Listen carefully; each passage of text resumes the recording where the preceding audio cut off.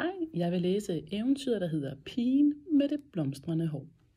Der var engang en lille hyrdepige, der gik i skoven og vogtede sine køer. Hun hed Malin, men folkene i landsbyen kaldte hende Blomsterlina, fordi hun var så glad for blomster og altid havde en buket skovblomster med sig, når hun kom hjem fra skoven med sine dyr. Den lille vogterpige synes godt om sine køer, og de trives i den store stille skov. Der var kun en af køerne, hun havde besvær ved. Det var en kvie, der hed Blinda. Blinda var meget glad for blomster, men hun var på det mærkelige måde, for hun åd alle de blomster, hun kom i nærheden af. Og Malin havde altid nok at gøre med at jage hende væk fra de smukke skovblomster. En dag ved middagstid havde Malin ført sine køer til en lysning i skoven. Og der stod de så og tykkede drøv og tog sig et middagshvil. Malin lagde sig i mosset for at få sig en lur, men blev vækket af et svagt råb om hjælp. Og da hun så sig om, opdagede hun, at Blinda stod og åd af en blomstertue et stykke derfra. Malin var hurtig på benene og jagede kvien væk. Da fik hun til sin forbavselse øje på en lille alf, der sad og klædede sig i mossen med armene over hovedet. Kvien rev i mit hår, sagde han. Ja, hun rev næsten alle blomsterne af, kan jeg godt se. Alfen jamrede og viste nogle af sine hårlokker frem. Men så lå hun og strøede dem rundt om sig. Nu gør det ikke længere noget, sagde hun. Der vokser snart nye blomster ud. Kan du se, der er allerede nye knopper. Da Malin så det, var hun forbløffet, at alfens hår blomstrede. På den ene side, hvor konen havde været, var der kun knopper, men på resten af håret sad der en sky af små, hvide, duftende stjerneblomster. Blomstrer dit hår? Spurgte Malin. Ja, vist blomstrer det, sagde alfen. Du kan ikke tænke dig, hvor vidunderligt det føles. Tak fordi du reddede mig fra konen. Jeg faldt i søvn her på tuen efter dansen i nat. Hvis du ikke var kommet, havde konen måske ædt mig helt. Malin stirrede forundret på alfen. Noget så smukt havde hun aldrig set før. Hvad hedder du, spurgte hun. Sneblomst, svarede alfen. Men nu må du ønske dig noget. Til tak.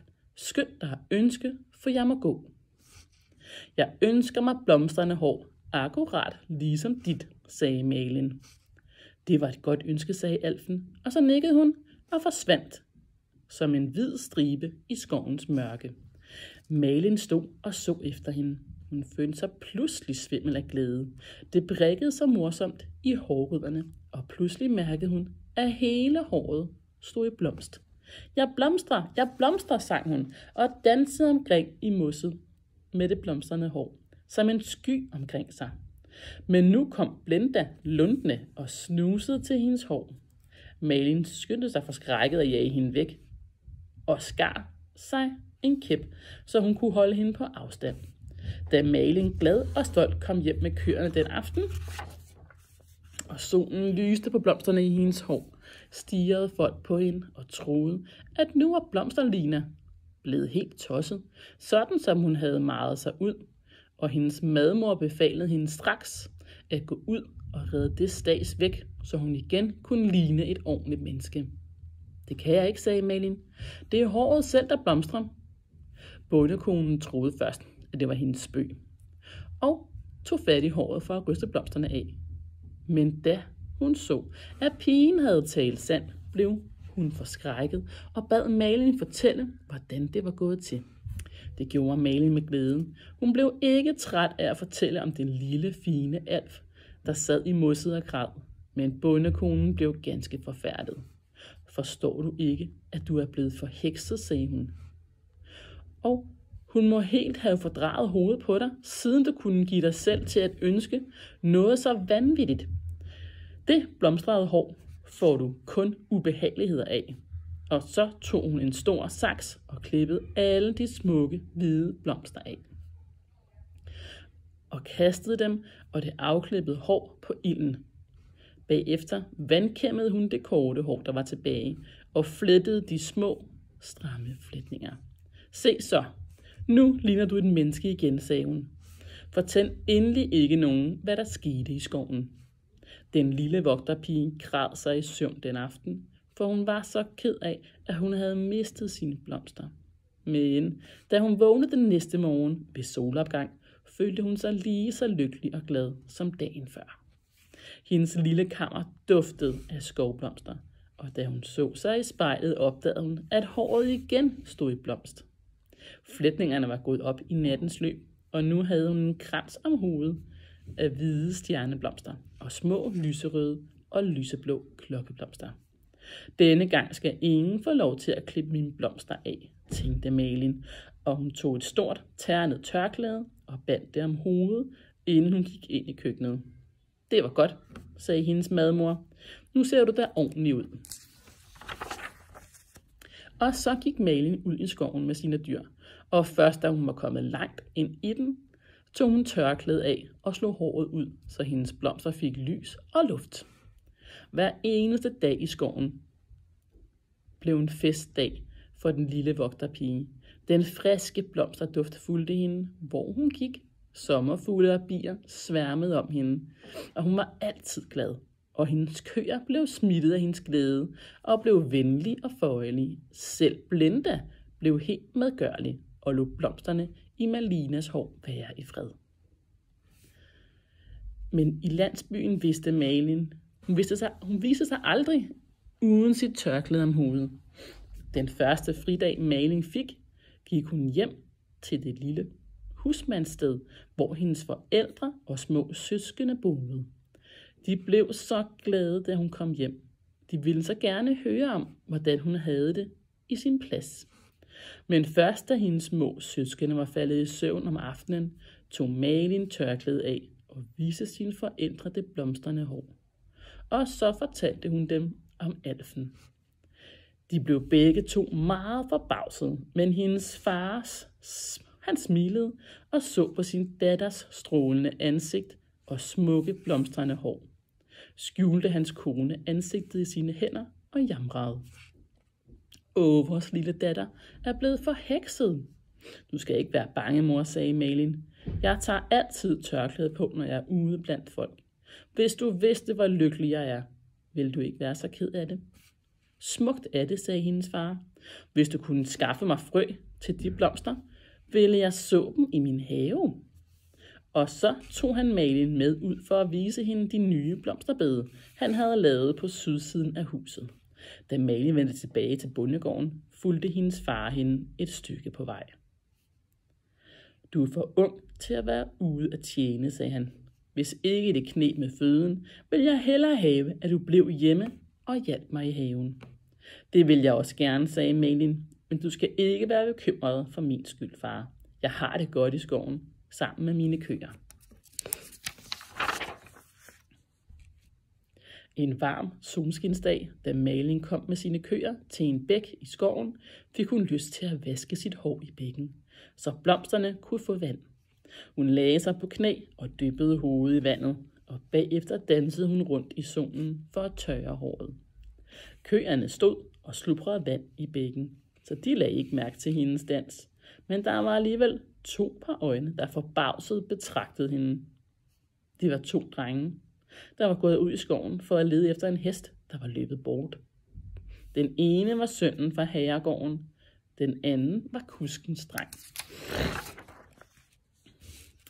Kuskens dreng gik hen mod den dansende pige, men hun flygtede hastigt ind i krattet og var langt væk, inden drengene fandt på at følge efter hende. De troede begge to, at de havde set en alf, og da de lidt efter mødte en vogterpige med ternet tørklæde om hovedet, spurgte de hende, om hun også havde set alfen. Nej, det havde hun ikke, sagde hun, og så gik drengene videre. Men da de var kommet hjem med hesten, fortalte kuskens dreng om alfen, der havde danset med blomster i håret, og rygtet bredte sig i hele omegnen.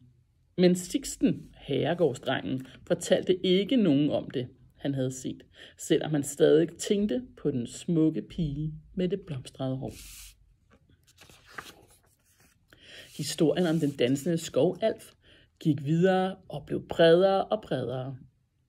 Og det blev bedre og bedre, som historierne ofte gør. Til sidst fortalte man om alfens grønne øjne, om hendes blomstersmukke hale, der svingede om kap med det lange hår, da hun dansede for drengene og forsøgte at lokke dem ind i vildnisset. Da historien nåede til Malins forældre, kunne de jo ikke tænke sig, at den handlede om deres datter. Men Malins mor bad hende med tårer i øjnene om at passe godt på den farlige heks, når hun vogtede køer i skoven. Til sidst blev historien også fortalt i bondegården, hvor Malin tjente. Bondekonen sagde ingenting, men hun så mistænksomt på vogterpigen. Og da de var blevet alene i stuen, trak hun et hurtigt ryg tørklæde af Malin. Da hun fik øje på blomsterne, blev hun vred. Du bringer ulykke over hele gården med din trolddom, sagde hun. Du kan blive brændt som heks, hvis du ikke tager dig i agt. Jeg kan ikke gøre for, at håret blomstrer, sagde Malin. Det blomstrer, enten jeg ved det eller ej. Gå straks ud i skoven og find den alf, sagde konen. Hun kan måske befri dig fra trolddommen, og du våger at vise dig her, før blomsterne er forsvundet fra dit hår. Malin gik. Der var lang vej, og solen var allerede gået ned. Den lille vogterpige gik og tænkte på, at hvis hun måtte forlade sin plads, mistede hun også sin løn. Og hun havde glædet sig sådan til at have lønnen med hjem til sin mor og far. Hun måtte se, om hun kunne få fat på alfen. Da hun endelig nåede ud til den lysning i skoven, hvor hun havde mødt alfen, skinnede månen ind imellem stammerne. Og se, der bølgede elverdansen, som en hvid sølvtåge i måneskinnet. Malin satte sig i mosset og så på dansen. Den var så smuk, at hun næsten glemte, hvorfor hun var kommet. Til sidst kom hun dog i tanke om sit ærinde, og begyndte sagte at synge på samme melodi, som hun brugte, når hun kaldte på sine køer.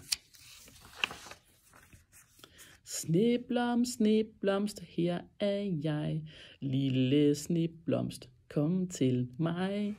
Straks gled en lille hvid skikkelse ud af tågen og kom hen til Malin. Hvad vil du mig? spurgte Sneblomst. Du lyder så bedrøvet.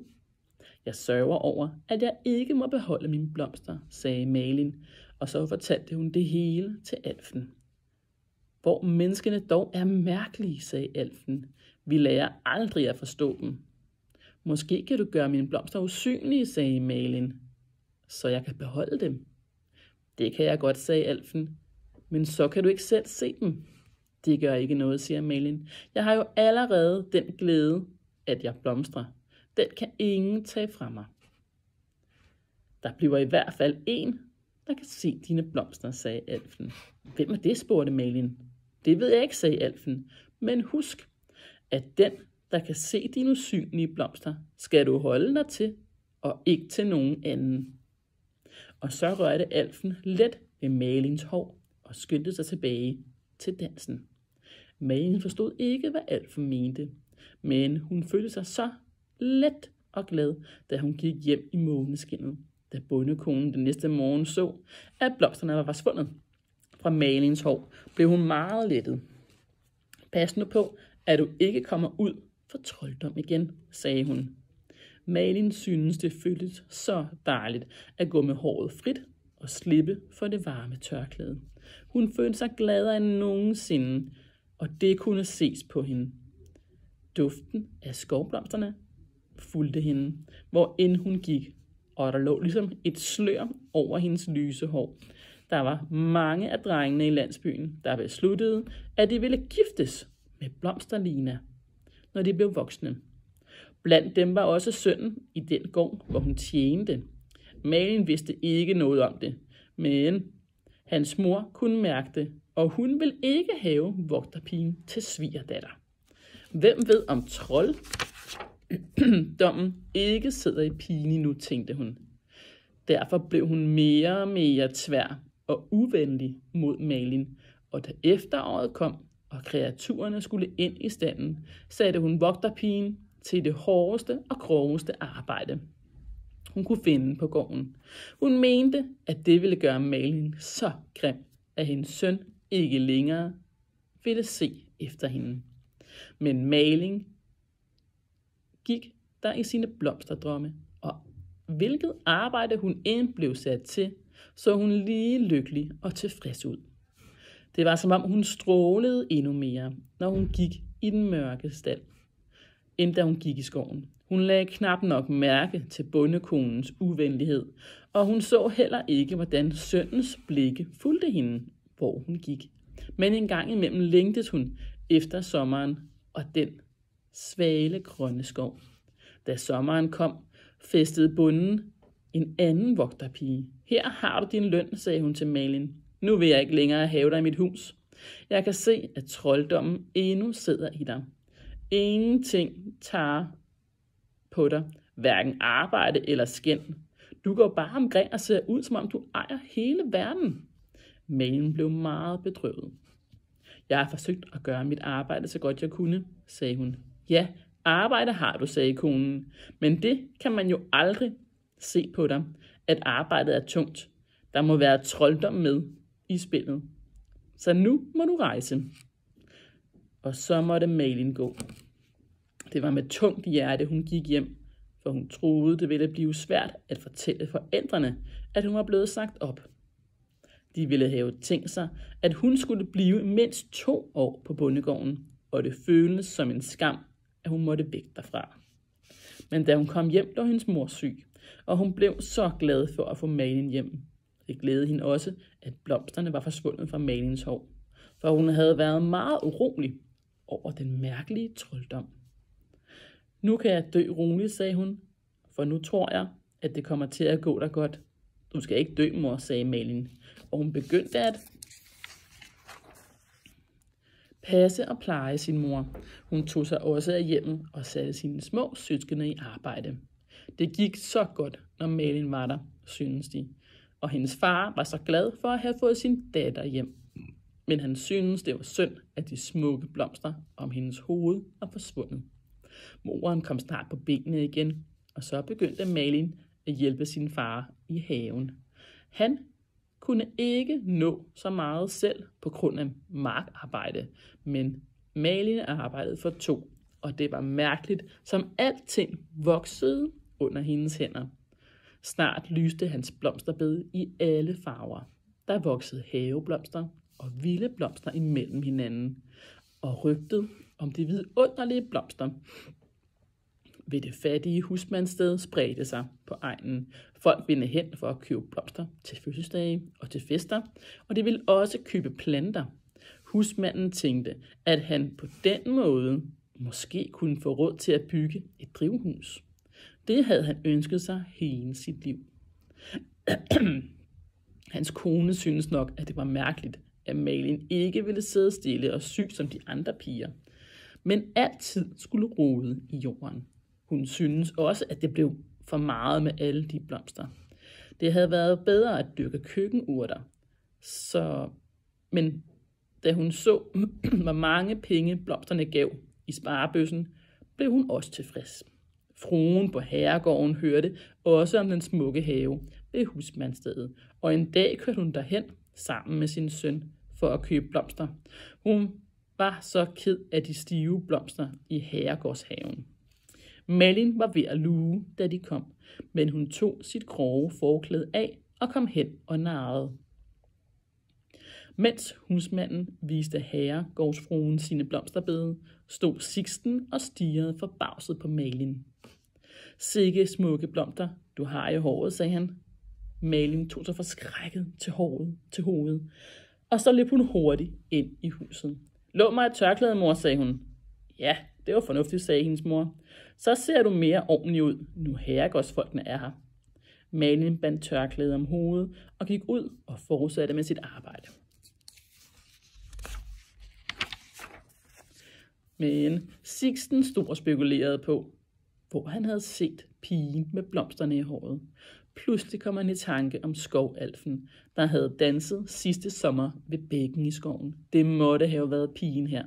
Han gik hen til Malin for at tale med hende, men hun bøjede sit hoved så dybt, at han ikke kunne se hendes ansigt. Og hun svarede bare ja og nej til det, han sagde. Da de skulle køre hjem, og herregårdsfruen tog afsked med sin husmand, sagde hun nogle venlige ord om, at han havde et enestående held med sine blomster. Det kan jeg kun takke min datter for, sagde den lykkelige husmand. Hun har en heldig hånd med blomster. Om hun så bare sætter en pind i jorden, får hun den til at blomstre. Det er næsten som om hun kunne hekse.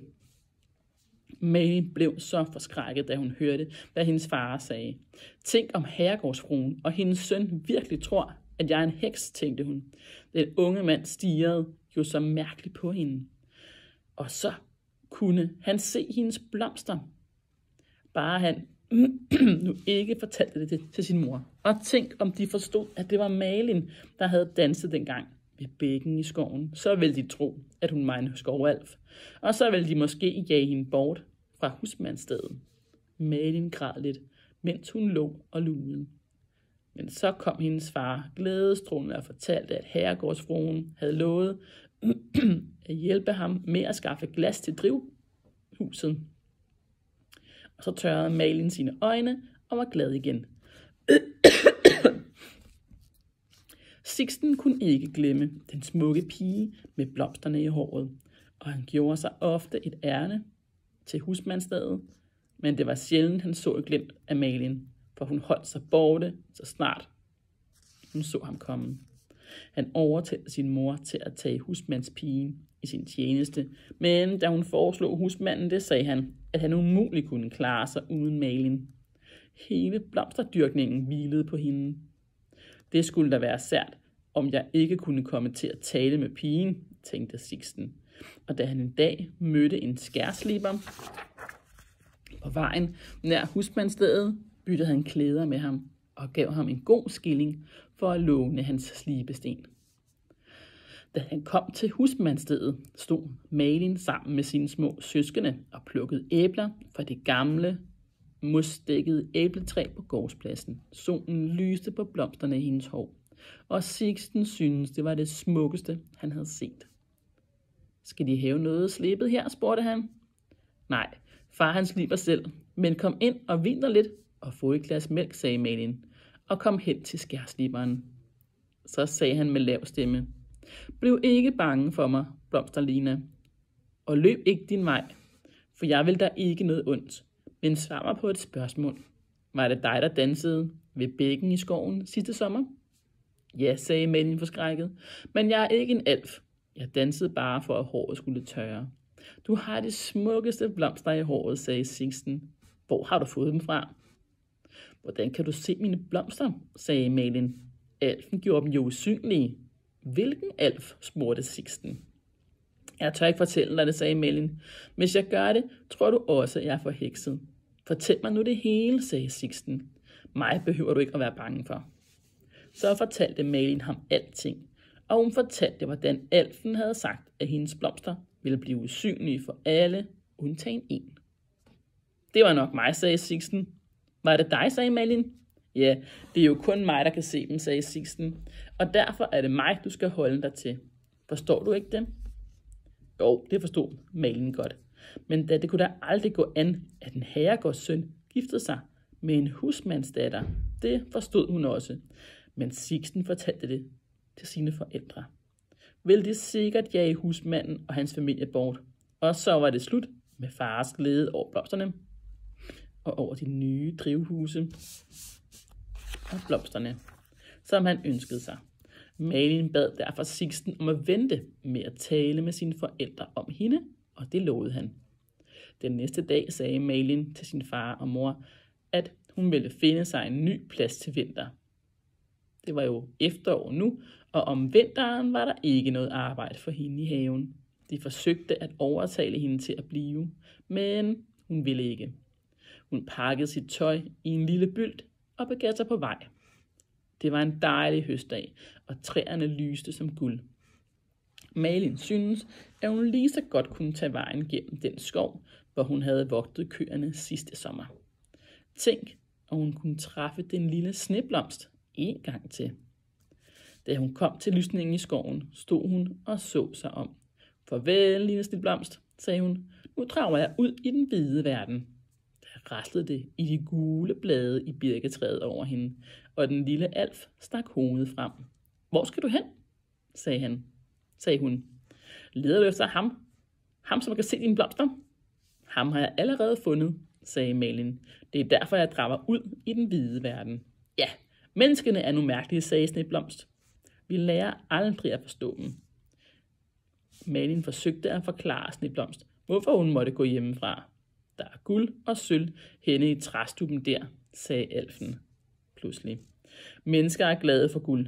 Måske kan din far købe husmandsstedet for det guld. Hun løb hen til en gammel hul træstub og begyndte at rive bladene bort foran åbningen. Og Malin så til sin forbavselse, at det skinnede af både guld og sølv i træstuben. Det har ligget her meget længe, sagde Sneblomst, lige siden min mormors tid. Under en af menneskenes krige var der nogen, der gemte det her. Nu kan du tage det. Tak, Sneblomst, sagde Malin. Jeg er så glad for, at jeg må danse. Jeg er så glad, at jeg må danse. Og så dansede hun, og Sneblomst en glædesdans i mosset, inden Alfen forsvandt op i birketræet. Malin tog så meget med fra stuben, som hun kunne bære, og gik hjem med det til sin far, og han fulgte hende tilbage til skoven og hentede resten i sin rygsæk. Bagefter gik han op til herregården og spurgte, om han kunne købe husmandsstedet, og det kunne han rigtig nok. Det kostede ham kun en del af det, han havde i sækken. Så byggede husmanden et nyt, smukt hus og et stort drivhus, og gjorde alting så fint i stand, at man ikke kunne kende stedet igen. Og Sixten kom hen og hjalp hver dag. Han sagde til sine forældre, at da de ønskede, han en dag skulle overtage herregården, var det på tide, han også lærte noget om havebrug. Og en bedre lærer end denne husmand kunne han ikke få. Det synes hans forældre lød fornuftigt. De var så glade over, at han viste sådan en interesse for herregårdens drift. Det havde han aldrig gjort før. Da Sixten så til sidst kom ind til sine forældre med Malin i hånden, forstod de allerede, hvad grunden havde været.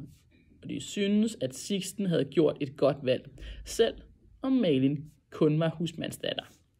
Og så skulle brylluppet stå. Malin var så strålende lykkelig, så venlig mod alle. Der var bare én gang, hvor hun var ved at tabe humøret. Det var på bryllupsdagen, da hun skulle pyntes til brud, og de kom med et varmt krøllejern for at sætte hendes hår op i store elastikker, som man brugte på denne tid. Da for Malin op og råbte, er I gale? Vil I brænde mine blomster? Hemmefrisøren tabte af forskrækkelse det hede krøllejern og brændte hul i tæppet. Hun troede, at Malin var gået på forstanden, men Malin sagde venligt, tilgiv mig, og så satte hun sig ned igen og fik sat en krans på hovedet i stedet for. Alle syntes, at Blomsterlina var den smukkeste brud, man kunne tænke sig. Og så var det endda kun brudgommen, der kunne se alle hendes dejlige, duftende blomster om brudens hoved. Slut.